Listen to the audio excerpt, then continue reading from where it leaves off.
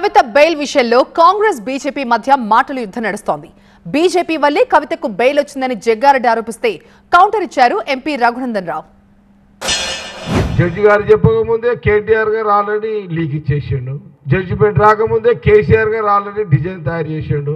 BJP ప్రభుత్వము BRS పార్టీకి ఈ వాళ్ళ యొక్క ఒప్పందాలు అంటే ఇప్పుడు బీజేపీ ప్రభుత్వము జడ్జి ఇవ్వకముందే కేసీఆర్ కి కేటీఆర్ కి హరీష్ రావుకి బెయిల్ వచ్చేస్తుంది ఫలానా రోజు అని వారు చెప్పడము, దాని తగ్గట్టుగానే జుడిషియల్ జడ్జిలు బెయిల్ ఇవ్వడము, వీళ్ళు మొదలే ఏర్పాట్లన్నీ రాజకీయంగా ఏర్పాట్లు చేసుకోవడం. విచిత్రమైన పరిపాలన. వర్కింగ్ ప్రెసిడెంట్లు అంటారు, పిసిసి ప్రెసిడెంట్లు అంటారు, ఏది పడితే అది మాట్లాడుతున్నారు. మెదక్ జిల్లా అయినా నిజామాబాద్ జిల్లా అయినా ఏది పడితే అది మాట్లాడేస్తూ ఉన్నారు వర్కింగ్ ప్రెసిడెంట్లు.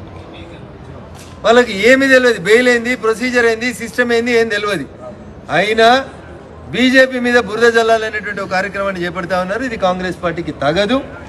స్పష్టంగా సుప్రీంకోర్టు బెయిల్ ఇస్తే కవిత బయటకు వచ్చింది తప్ప భారతీయ జనతా పార్టీకి బెయిల్కి ఎట్లాంటి సంబంధం లేదు. కాబట్టి అబద్ధాల పునాదులే ఎజెండాగా ఎదిగినటువంటి కాంగ్రెస్ పార్టీ ఇంతకంటే గొప్పగా మాట్లాడుతుందని మేమేం ఆశపడతలేం.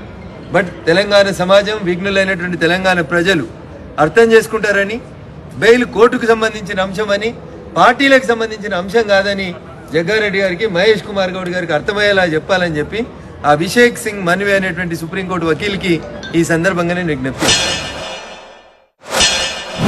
బీజేపీ ప్రభుత్వానికి, బీజేపీ పార్టీకి తెలంగాణలో కాంగ్రెస్ పార్టీ అధికారం రాకముందు అధికారం వచ్చే పరిస్థితులను గమనించి అధికారం వచ్చిన తర్వాత వాళ్ళ ఆలోచన ఏంటంటే ఇక్కడ బీఆర్ఎస్ బీజేపీ కలిసిపోయే ఒక ప్రక్రియలో భాగమే ఆ లిక్కర్ స్కీమ్ ని బయటికి తీసిరు.